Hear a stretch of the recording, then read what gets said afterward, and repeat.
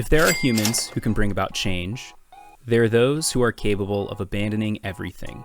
People who, when required to surpass even monsters, are capable of tossing aside their very humanity. In this quote, Armin is more discussing the course of history and the human sacrifices required to either travel or deviate from that course. But when you strip away the serious subject matter, you find a more simple truth that can be applied to even the most mundane parts of peaceful human life. Armin has another quote about needing to sacrifice something precious in order to obtain something. So I see this quote as an extension of that. Life will always be a give and take of things. So if you're looking to do something like, I don't know, kill a giant man-eating monster manufactured by the government, you're going to have to give up a lot. And likewise, if you want simpler things because you don't live in an anime dystopia inspired by World War II, thank goodness, then you'll need to be required to give up simpler things. Fullmetal Alchemist refers to this as the law of equivalent exchange. A good example would be, I give up a few hours of sleep each morning to go to the gym before work. Because of this sacrifice, I have a strong body that makes me feel confident, and it's kind of cool that I can run 3 miles without stopping or lift more than most other 30-year-olds. On top of the novelties I just mentioned, I'm also healthier, not just in body, but in mind and spirit as well. This simple sacrifice clears my head before a long day, adds years onto my life, and gives me a daily opportunity to reflect and contemplate. These are things, albeit simple, that many people want, need, or currently strive for. Before we go any further, I do want to mention one thing. This video isn't going to tackle the incredibly heavy topics that Attack on Titan centers its narrative around. Attack on Titan deals with things like war, fascism, racism, and death, which are some pretty heavy topics. I don't feel I'm equipped to tackle such dense subject matter with what little time I have on my hands, but I also don't want to risk being overly preachy and political on a video that focuses on trading card collecting. Instead, I want this video to focus on the narrative's many wisdoms that can be applied to the average person's day-to-day for the express purpose of improving their quality of life. That being said, if you would like me to make a video breaking down the major themes and overall messages of the show, let me know in the comments. There is another Attack on Titan box I would like to open in the future, so I don't mind doing a bit of literature homework and writing you all a mini master's thesis on this bonkers modern-day classic. Anyway, to circle back to the Armin quote, the key takeaway is that your desires will require an equally valuable sacrifice. This could come in the form of time, like me having to wake up at 6 a.m. every morning before the gym, or it could come in the form of money, like me purchasing all of these trading cards and AV equipment so that I can one day make my hobby self-sufficient through monetizing it on the internet. And the larger a goal or desire is, the larger a sacrifice it will demand of you. I prefer a different mindset though. Rather than viewing accomplishments as this symbiotic give-and-take relationship with resources at your disposal, I prefer to see myself as a new person who makes new choices. Rather than sacrificing something to accomplish something else, I am instead becoming a new person who is deserving of those accomplishments. When I decide to begin waking up at 6 a.m. to hit the gym before work, I was now becoming someone who had more time to accomplish other things. Or play video games for 5 hours straight after work while still being moderately buff and healthy. Regardless of what you would do with your newfound spare time, the important part is you have now become someone with more time. Instead of thinking I have to sacrifice extra hours of sleep, I instead like to believe that I am someone, or am becoming someone, who now has more time than the average person. I apply that outlook to everything. Cleaning the house and doing chores, for example. I'm not sacrificing free time that I could spend goofing off. I am becoming someone who is deserving of a clean, pristine space.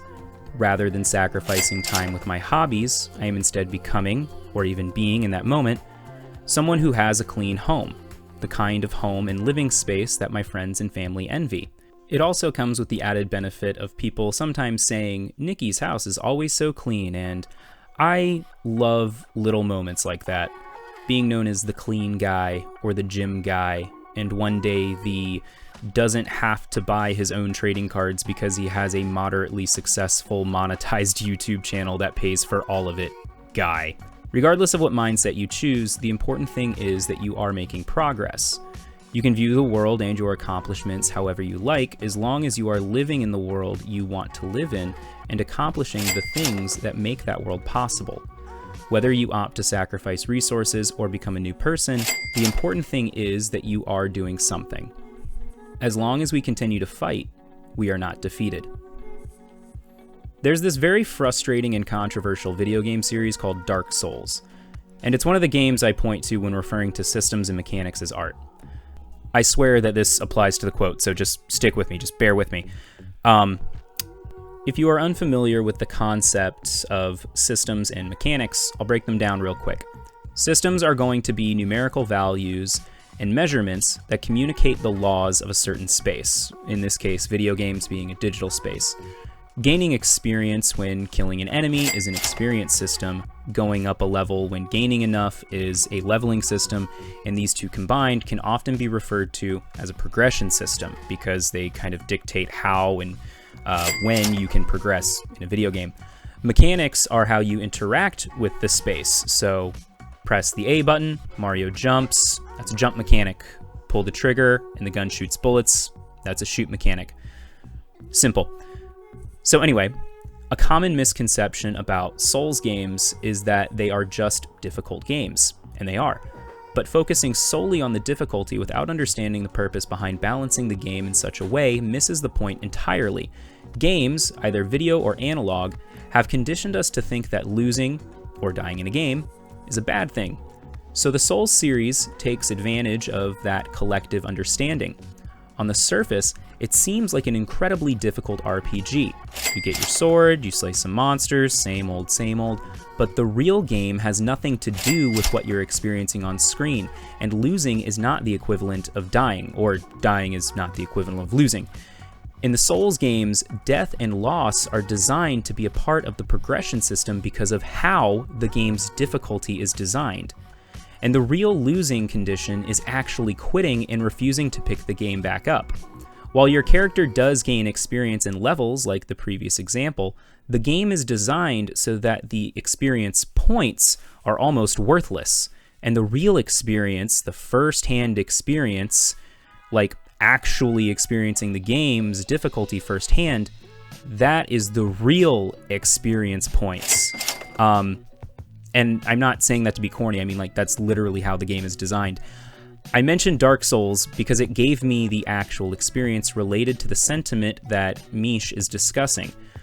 Once I realized that the true losing condition in Dark Souls was quitting and not actually losing or dying, it was like I had broken or cheated the game. It was no longer frustrating to die or lose once I understood that that was the whole point. The game was actively trying to get me to quit. Instead, it became frustrating to run out of time to keep trying, either bedtime or going to work, things like that. By understanding that I couldn't really lose as long as I kept trying, it motivated me to continue trying harder, trying new things, learning from my peers, and applying not my fake in-game experience points, but my actual first-hand experience when attempting to overcome obstacles. This lesson was never communicated to me as a kid or a young adult because I didn't have adult role models in my life to mentor me in these ways. But Dark Souls and Attack on Titan helped me to learn this very valuable lesson. If I don't have 1,000 subs tomorrow, that's okay. As long as I keep editing and uploading videos, I'm not losing. As long as I keep trying, I haven't actually failed. I am the one who decides whether or not I continue to play the game, and the loss condition has nothing to do with my subscriber count. As long as I continue to upload videos, I'm making progress towards succeeding, and as long as I'm making progress, I will succeed one day. Everyone had to be drunk on something to keep pushing on. Everyone was a slave to something. Over the years, I've noticed that the objects of my enthusiasm towards life have changed pretty drastically. When I was a kid, it was simple stuff like spending time with my friends and experiencing whatever new pop culture was out at the time. As I got older, my time and energy became dedicated towards building a better life than what I grew up experiencing.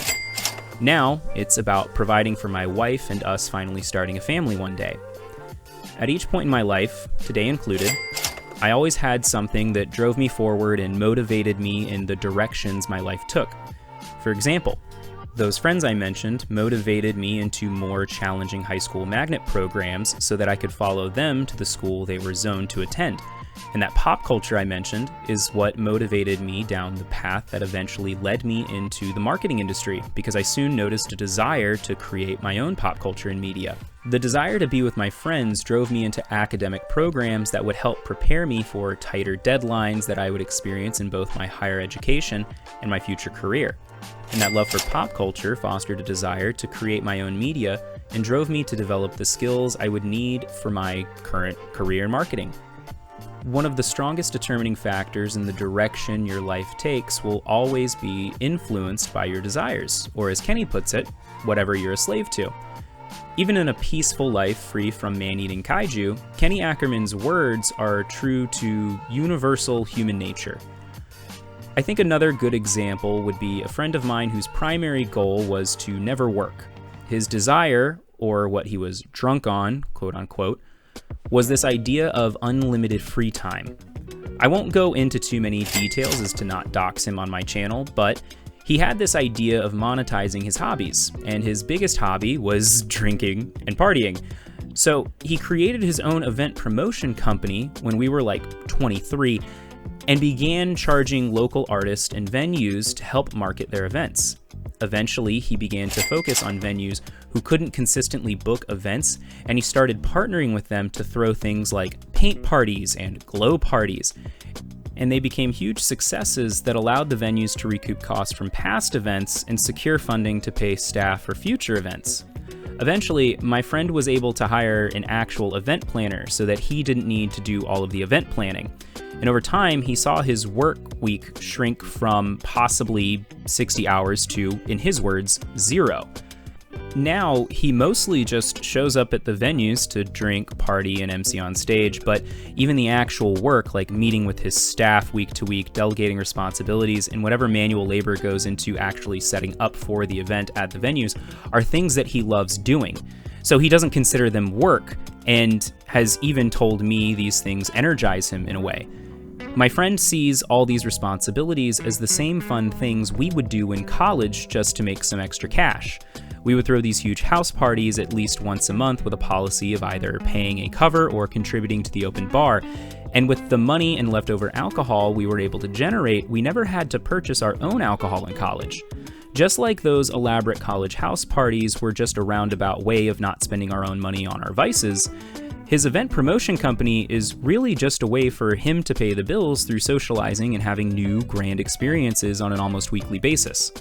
His desire to not work or have a traditional life goal, like how me and my wife want to start a family, had him pushing forward in creating the life he always wanted. Despite all the dark and crazy that comes with our modern day world, we are very blessed to be living in a time where almost anything is monetizable. Just as my old college friend monetized his love for partying based on his desire to not work, and I monetized my desire to be creative by entering the marketing industry, you too can live an ideal life centered around your desires. It's just a matter of identifying what those desires are and allowing them to lead you. It won't happen overnight. My buddy, he had to build his business over a decade, and I spent almost 5 years working my way into the industry.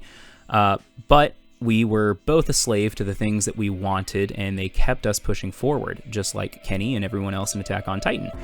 You can do the same. I want to see and understand the world outside. I don't want to die inside these walls without knowing what's out there. When I was in my early 20s, my life was all about work because I was incredibly broke and trying to finish college. Additionally, my old hobbies like gaming started to feel boring, and my life was becoming increasingly dull with each day that passed. I started to feel like my whole life, the next handful of decades, was going to be an endless cycle of work and lackluster free time. I was sad. It was this rut that made me decide to become a serial hobbyist. Over the course of the next few years, I stopped buying video games and instead started using that little bit of money to do random assortments of things. Some of those things stuck with me and have become permanent staples in my everyday life. They've become the reason that some of my friends and I have met, and some of the friends that I have had, I was able to bond more with. And it even led to some of the career opportunities that I was able to take advantage of, which put me where I am today. At one point, I picked up a very unhealthy hobby of wine and whiskey tasting and cigars. While I don't recommend these hobbies to anyone who's looking to live past 60, the point is, the experience and knowledge that I gained from that hobby is what moved me from a standard part-time grocery gig and into assisting with the management of a local liquor store. At one point, I decided I wanted to try photography, and in another, I decided that I wanted to try and grow an Instagram using PPC ads, and for some reason, I also started experimenting with DAWs like FL Studios, and all of that experience is what led me to landing my first gig in marketing about 6 or 7 years back. Some of these hobbies, like tabletop gaming and being a foodie who visited small local restaurants regularly, led me to making more friends than I had previously had and helped me to spend more time with friends I had known for a long time. I actually met one of my college girlfriends through a chance encounter at a local restaurant, and our first date was meeting back up at the same restaurant to play Magic the Gathering. Funny story, I was just there to eat alone for lunch on a Saturday, so was she. I made a remark about her necklace she was wearing, and she mentioned that it was actually like the green land card symbol from Magic, and the rest is history, what I already told you. Also, one of these hobbies was TCG collecting, which has led me to this YouTube channel and me making some awesome connections and friendships inside of the online content creator space. And who knows, maybe that cereal hobby that I picked up during that phase will maybe even lead to a side income on this YouTube channel one day. You know, that's the dream, right? So anyway, back then, I hadn't realized that the reason my life was so unbearable was because I lacked variety and social interaction. It wasn't until I started doing and learning new things and going to new places that I started to really enjoy life again. Aaron is talking more about traveling the world, but I found that there are tons of fun things and cool people in even the smallest of towns. And I often wonder how my life would be like now if I hadn't tried all of those new things back in the day. Thanks for watching, everyone. Be sure to like and subscribe, and let me know if you want to see some more Wiess Schwartz content. Even if you don't, I have a few Wiess Schwartz boxes I'm just gonna buy anyway. So be sure to tune in for that. Peace.